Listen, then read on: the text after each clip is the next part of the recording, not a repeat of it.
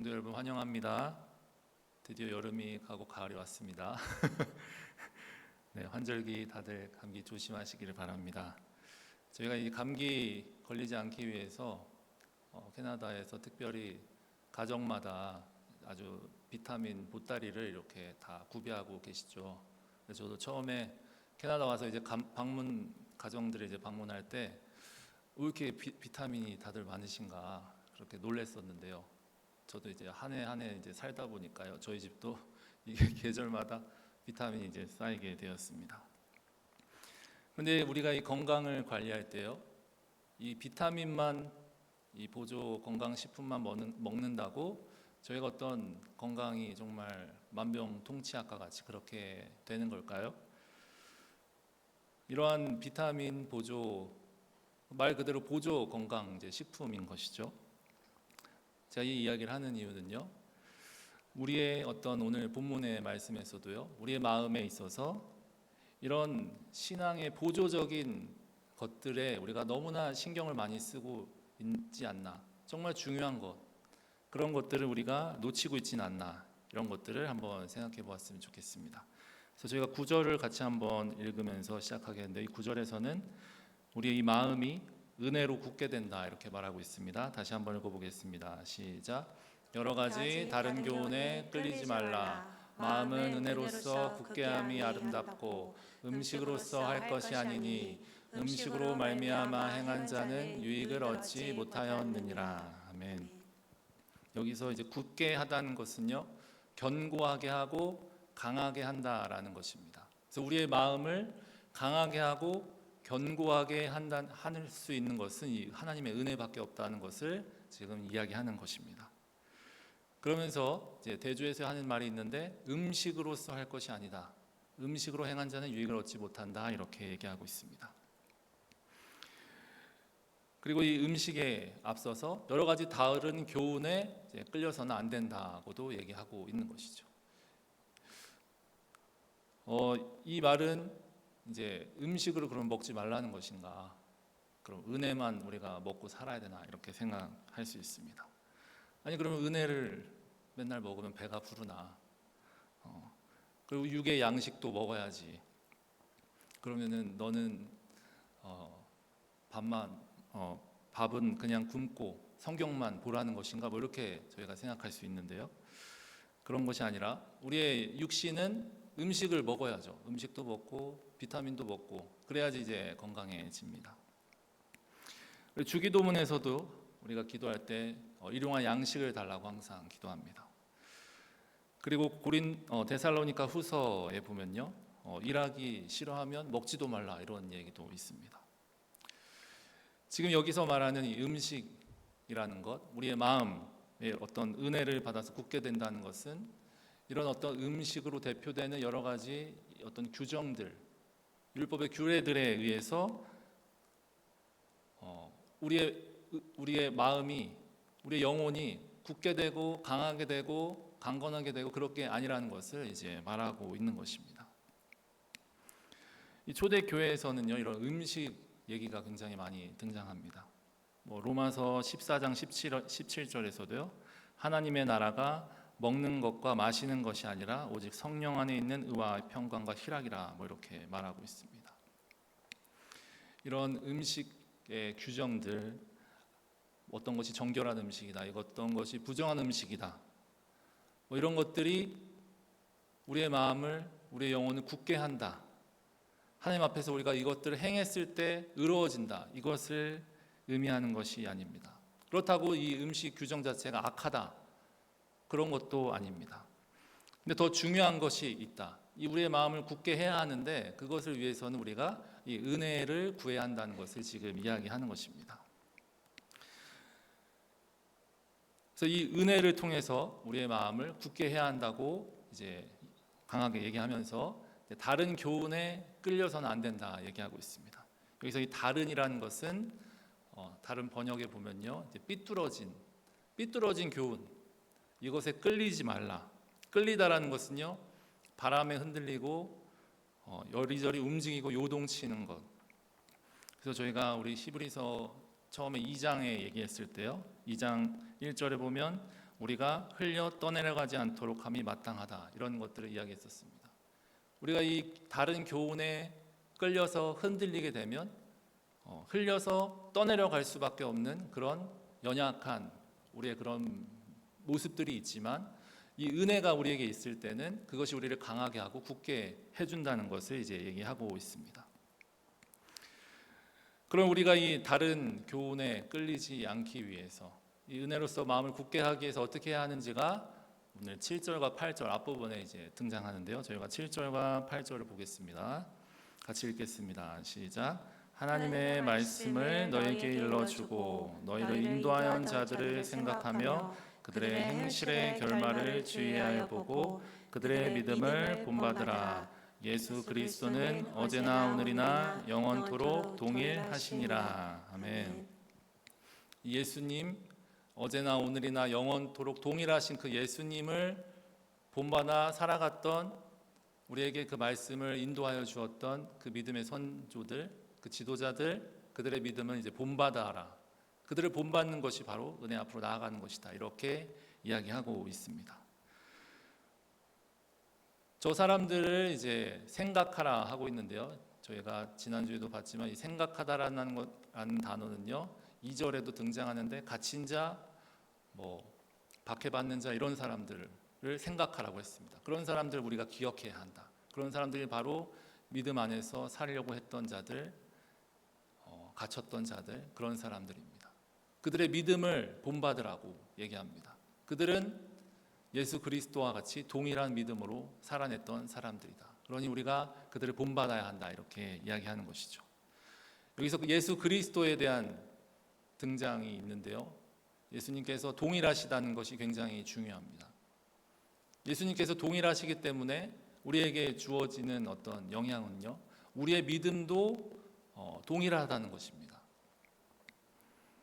저 사람들의 믿음을 본받으면, 그 예수님의 믿음을 본받으면 그 복음을 우리가 받고 살아갈 때 우리의 믿음도 동일하다. 저 사람들이 믿었던 하나님, 또 우리가 신약뿐만 아니라 구약의 아브라함, 이삭, 야곱, 그들이 섬겼던 하나님, 내가 섬기는 하나님 다 동일하다. 그것들을 이제 이야기하는 것이죠. 그럼 이 믿음의 인도자들, 우리에게 말씀을 알려줬던 인도자들의 본받는 삶, 그런 것이 무엇인가? 그 은혜에 굳게 서는 것이 구체적으로 그러면 좀 더 무엇인가를 오늘 13절을 저희가 한번 같이 읽어보겠습니다. 시작. 그런즉 우리도 그의 치욕을 짊어지고 영문 밖으로 그에게 나아가자. 아멘. 여러분, 영문 밖으로 나아가자 하면 어떤 생각 드시나요? 저는 처음에 딱 이런 말씀을 접했을 때, 밖으로 나가라는 건가? 복음을 전하라는 건가? 세상을 향해 가라는 건가? 그렇게도 저희가 이해할 수 있죠. 그렇게 우리가 복음을 들고 나아가는 것. 근데 조금 더 우리가 이 말씀이 가지고 있는 의미를, 이 안에 있는 어떤 은혜를 나누기를 소망합니다. 그래서 11절을 계속해서 한번 볼 텐데요. 같이 읽겠습니다. 시작. 이는 죄를 위한 짐승의 피는 대제사장이 가지고 성소에 들어가고 그 육체는 영문 밖에서 불사름이라. 아멘. 이 속죄일에요, 이 고기를 이제 대제사장이 먹지 않고 이제 불사르는 것, 이제 번제단에 이제 불사릅니다. 이 속죄일에는요, 이 염소의 고기, 가죽, 또 이 배설물까지도 다 불살랐다고 이제 쓰여져 있습니다. 이 히브리서를 저희가 계속 보면서 한 가지 계속 반복되는 게 있다면요, 이 구약 성경을 계속 인용한다는 것입니다. 이 구약에 있는 말씀을 계속해서 인용해서 이것을 이제 이 히브리서가 해석해주고 풀어주고 있다는 것입니다. 그래서 저희가 이 이야기를 정확하게 조금 더 알기 위해서는 이 구약의 성경을 이해할 수 있어야 되는데요. 우리 레위기 16장 26절, 27절에 이 본문과 동일한 내용이 등장합니다. 저희가 한번 같이 읽어보겠습니다. 시작. 아론은 그의 두 손으로 살아있는 염소의 머리에 안수하여 이스라엘 자손의 모든 불의와 그 범한 모든 죄를 아뢰고 그 죄를 염소의 머리에 두어 미리 정한 사람에게 맡겨 광야로 보낼지니. 이 대제사장이 먼저 아살 이 염소 두 마리를 한 마리는 안수해서요 이제 광야로 이제 보냅니다. 이 광야로 보내고요. 그리고 26절, 27절을 저희가 보겠습니다. 레위기 16장 26, 27절 네 같이 읽겠습니다. 시작. 염소를 아사셀에게 보낸 자는 그의 옷을 빨고 물로 그의 몸을 씻은 후에 진영에 들어갈 것이며 속죄제 수송아지와 속죄제 염소의 피를 성소로 들여다가 속죄하였은즉 그 가죽과 고기와 똥을 밖으로 내다가 불사를 것이요. 아멘. 지금 11절에 나온 말씀을 지금 동일하게 지금 27절에서 얘기하고 있습니다. 그래서 이 염소를 이제 아사셀에게 보낸다라고 써 있는데 이 아사셀이라는 단어는요 두 가지 단어가 합성이 되어 있습니다. 그래서 아사, 이 아자는 이제 떠나다는 것이고요. 저 셀이 이제 염소를 의미합니다. 그래서 이 아사셀은 떠난 염소 뭐 이러는 의미를 하고 있습니다. 그래서 이 염소는 전에 21절에 읽었던 것처럼 대제사장이 그 머리에 안수해서 그 죄를 다 감당한 이 염소입니다. 죄를 다 지고 떠나는 염소. 그래서 이 염소, 이 아사셀 염소의 의미에는 어떤 완전한 제거 이런 것들을 이제 담고 있는 의미가 있습니다. 그래서 이 대속죄이래요. 두 마리 수염소를 이제 가져다가 한 마리에는 이제 속죄 제물로 바칩니다. 그래서 그 피를 성소에 뿌리고 그 육체는 이제 성 밖에서 이제 불태웁니다. 다 모든 것을 가죽, 고기, 똥을 다 불태우고 또 한 마리는 안수해서 이제 광야로 그냥 보내버리는 것이죠. 이 영문 밖으로 보낸 이 염소는요 이제 다시는 돌아오지 못하고 배회하다가 뭐 어떻게 죽는지 알 수가 없습니다. 완전 떠나서 이제 그 염소는 잊혀지고 완전 이제 사라지는 그런 존재가 됩니다. 그래서 완전히 이 염소를 통해서 이 죄를 대속하는 것, 그런 속죄제를 통해서 죄가 제거되는 것이죠. 그런데 이 두 마리의 이제 속죄 제물인데요, 염소 두 마리인데 이 제물들을 표현할 때요, 염소를 제물들이라고 표현하지를 않고요. 이 성경을 보면요, 이 제물이라고 단수형을 사용합니다. 그래서 이 희생 제물이 두 마리인데 다른 모습의 같은 희생 제물인데 다른 모습으로 이제 보내진다는 것을 의미하고 있습니다. 그래서 이 아사셀 염소가 지금 히브리서 11장에 등장하는 그런 예수 그리스도를 나타내는 그런 아사셀 염소를 지금 예수 그리스도가 지금 그와 같이 영문 밖에서 고난 받았다는 사실을 지금 이제 이야기하고 있는 것이죠. 예수님께서도 영문 밖에서 이제 고난을 당하셨습니다. 그 예수 그리스도의 피가 뿌려지고 그 육체가 영문 밖 십자가에서 못이 박히셨던 것입니다. 그래서 그 예수님께서 그 몸이 단번에 십자가에서 박히심으로 우리가 그 죄가 완전히 이제 사함을 받게 된 것이죠. 이처럼 이 속죄 제사의 완성은 항상 이 아사셀 염소에 의해서요. 이제 진영 밖에서 영문 밖에서 그 영 안에서 성문 안에서 이루어지지 않고 그 밖에서 그것이 이제 완성이 되었다는 사실입니다. 그래서 저희가 이 12절 13절도 계속해서 읽어보겠습니다. 시작. 그러므로 예수도 자기 피로써 백성을 거룩하게 하려고 성문 밖에서 고난을 받으셨느니라. 그런즉 우리도 그의 치욕을 짊어지고 영문 밖으로 그에게 나아가자. 아멘. 지금 성문 밖에서 고난을 받으셨다. 이렇게 빨간색 표시를 해놓았습니다. 이 성문 밖은 고난 받으신 그 예수님께서 십자가를 지신 그 장소를 지금 이야기하고 있습니다. 이 성문 밖은요 보통 이 성경에 보면 버림받은 자들이 이제 성문 밖으로 쫓김 받습니다. 하나님을 회방한 자들이 성문 밖으로 쫓김 받습니다. 나병 환자 같이 부정한 자들은 성문 밖으로 다 쫓아냅니다. 이 성문 밖은 굉장히 수치스럽고 13절에 있는 것처럼 치욕스러운 그런 장소가 바로 성문 밖이었습니다. 그래서 이 예루살렘 성 안에서 예수님이 십자가를 지신 게 아니라 이 성 밖에서 예수님께서 이제 십자가를 지신 거죠. 왜냐하면 십자가 이 형벌은 굉장히 수치스러운 그런 형벌이었기 때문입니다. 그런데 이 예수님께서 이 성문 밖에서 고난을 받으심으로 우리가 나음을 입고 우리가 이제 생명을 얻었다는 사실입니다. 그렇다면 왜 여기서 성문 밖이라고, 영문 밖이라고 그렇게 계속해서 반복하면서 강조하고 있는지 저희가 그것을 한번 보았으면 좋겠는데요. 첫 번째로 이 성문 밖, 저 영문 밖이 바로 이 죄가 사해지는 장소였습니다. 부정한 자, 나병, 또 사형수, 그 사람들 다 심판받고 이 성문 밖에서 심판받음으로 그들의 죄값을 다 치러야만 했습니다. 그런데 주님께서는 그들의 그 더러운, 그 치욕스러운 그 성문 밖에서 우리를 위해서 제물이 되심으로 그 죄가 우리에게, 그 죄사함이 우리에게 이제 전가가 된 것이죠. 이 철저한 저주와 정말 치욕스러운 그 십자가의 형벌을 예수님께서 이 성문 밖에서 당하심으로 그 대신에 우리는 죄사함을 이제 얻게 된 것입니다. 그리고 이 영문 밖은요, 그런 죄를 사했던 장소고 정말 그런 치욕스러운 장소이면서 또 한 가지는 이 성문 안에 있는 사람들과 이 세상과 철저하게 단절되는 그런 곳이었습니다.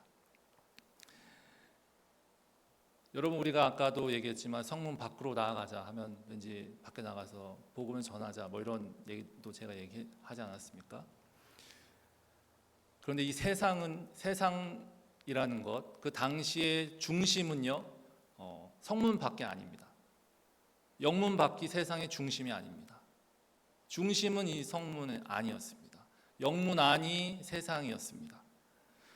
사람들이 살고 있고 사람들이 거주하고 안락하고 따뜻하고 좋은 환경이 있는 곳은 다 성문 안이었습니다. 이 성 안에는 종교적인 전통도 있었고 권위도 있었습니다. 다 갖추어져 있었고 그 안에서 사람들이 안락하게 평안하게 그렇게 살았던 것이죠. 그런데 한편으로 이 성문 안은요, 예수님이 배척당하신 곳입니다. 예수님은 이 성문 안에서 높임 받으시고 왕으로서 그렇게 오신 것이 아니라 반대로 이 성문 안에서는 다 배척 받으시고요, 저 성문 밖에서 고난을 받으셔야만 했습니다. 그리고 그렇게 버림을 받으시고 완전히 세상과 단절이 되신 것이죠. 저희가 지난주에도 한번 나눴지만 주님께서는 그렇게 세상 속에서 버림받으시고 단절되셨는데 우리에게는 버리지도 않겠다, 떠나지도 않겠다 그렇게 약속하신 거죠. 그렇기 때문에 우리가 이것을 은혜로 또 볼 수가 있습니다. 13절을 저희가 다시 한 번만 읽어봤으면 좋겠습니다. 시작. 그런즉 우리도 그의 치욕을 짊어지고 영문 밖으로 그에게 나아가자. 아멘. 지금 영문 밖에 은혜가 있는 이유는요, 이 치욕을 짊어지고 그 밖으로 나아가는데 그 밖에서 주님께서 그 치욕스러운 곳에서 영광을 받으시고 우리에게 생명을 주셨기 때문입니다. 주님께서 이 영문 밖에서, 이 성문 밖에서 고난 받으셨기 때문에 그 지도자들, 말씀을 전했던 초대교회 그 지도자들도 그것을 동일하게 따라갔습니다. 어제도 오늘도 영원토록 동일하시는 그 예수 그리스도를 믿고 나아갔습니다. 그들은 갇히기도 하고 여러 가지 어려움도 겪고 정말 저렇게 치욕을 짊어지기도 했을 것입니다. 그러니 우리도 그를 본받기 위해서 치욕 짊어지고 영문 밖으로 나아가야 한다. 그렇게 담대하게 얘기할 수 있는 이유가 어디에 있겠습니까? 바로 예수님께서 그 성문 밖에서 고난 당하셨는데도 불구하고 그곳이 정말 죄가 있는 곳, 버려지는 곳, 정말 처참한 곳임에도 불구하고 그곳에서 생명이, 그 십자가에서 생명이 시작이 되었기 때문입니다. 우리가 이 고난의 길, 저 영문 밖으로 나아가야 한다는 것은요, 그러한 예수 그리스도에 따라가는 그런 의미를 이제 담고 있습니다.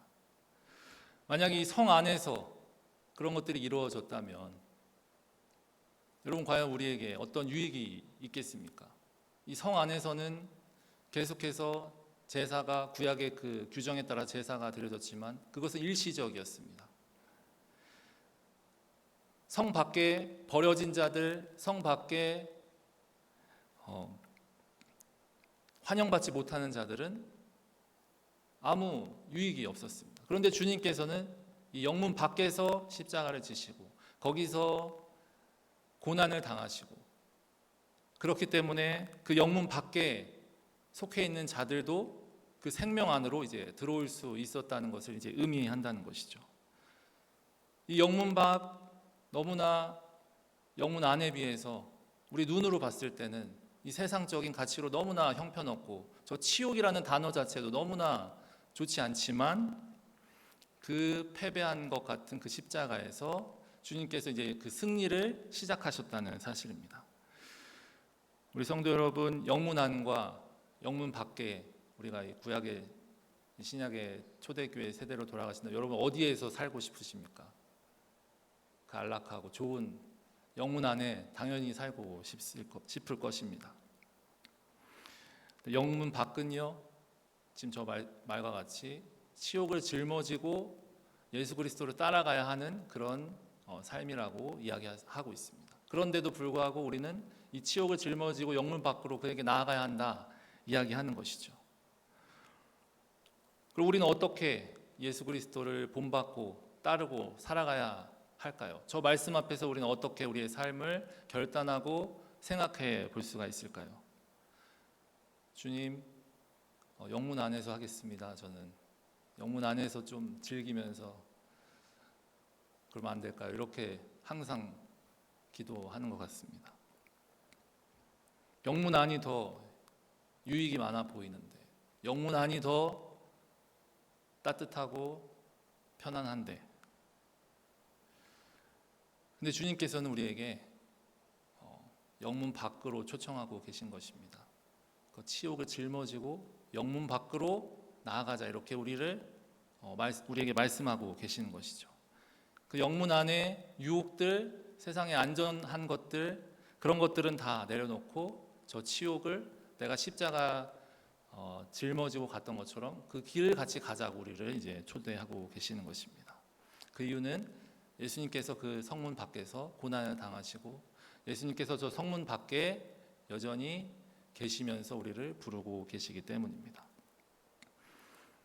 우리가 14절을 같이 한번 보겠습니다. 14절 15절입니다. 시작. 우리가 여기에는 영구한 도성이 없으므로 장차 올 것을 찾나니 그러므로 우리는 예수로 말미암아 항상 찬송의 제사를 하나님께 드리자.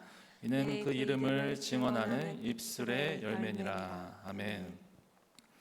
이 영문 밖 치욕을 짊어지고 가야 하는 그 길, 가야 하는 이유가 지금 14절에 정확하게 기록이 되어 있습니다. 왜냐하면 이 영문 안에는 영구한 도성이 없기 때문입니다. 영원하지 않습니다. 그것은 확실한 것이 아닙니다. 그런데 이 영문 밖에는요, 영구한 도성이 있습니다. 이 영문 밖으로 나가야만 우리가 이 영구한 도성으로 향하는 길을 걸어가는 것입니다. 그것이 유일한 이제 길이라고 말씀하는 것이죠. 임마누엘 교회 성도 여러분, 우리는요, 이 영구한 도성에 속한 사람들임을 믿으시길 바랍니다. 우리는 이 보이지 않는 영구한 도성에 믿음으로 다 속하여 있습니다. 계속해서 히브리서 말씀을 보지만 세상은 다 흔들리고 진동하지만 우리는 흔들리지 않는 이 그리스도의 나라를 소유한 자들입니다. 히브리서 11장 16절을 우리가 마지막 한번 같이 읽어보겠습니다. 시작. 그들이 이제는 더 나은 본향을 사모하니 곧 하늘에 있는 것이라. 이러므로 하나님이 그들의 하나님이라 일컬음을 받으심을 부끄러워하지 아니하시고 그들을 위하여 한 성을 예비하셨느니라. 아멘. 우리에게 한 성을 예비하셨다는 것을 믿으시기를 바랍니다. 우리가 이 세상에 살아가면서 참으로 우리는 영문 안과 같은 그런 유혹 가운데 이 세상에 속하여서 그렇게 살아갑니다. 사람들은 다 영문 안에 속하고 싶어 합니다. 그것이 전부라고 생각합니다. 그런데 우리는 지금 이 말씀과 같이 우리의 본향은 영문 안이 아닌 것이죠. 우리의 본향은 영문 밖에서 우리가 나아갈 때 그 길을 향하여서 나아가는 것입니다. 그래서 우리를 이 성도 그리스도인들을 이제 순례자라고 표현합니다. 이 영문 밖에서 그 영구한 도성을 향해서 그 순례길을 가는 것이 우리의 이제 삶인 것이죠.